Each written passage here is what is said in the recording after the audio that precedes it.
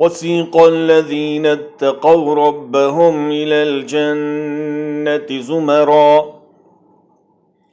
حتى إذا جاءوها وفتحت أبوابها وقال لهم خزنتها سلام عليكم طبتم فادخلوها خالدين.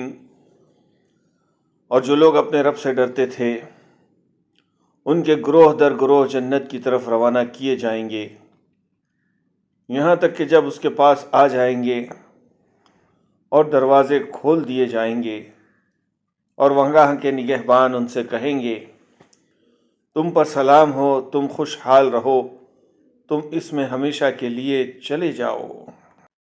But those who feared their Lord will be driven to paradise in groups until when they reach it, while its gates have been opened, and its keepers say, Peace be upon you. You have become pure, so enter it to abide eternally therein. They will enter.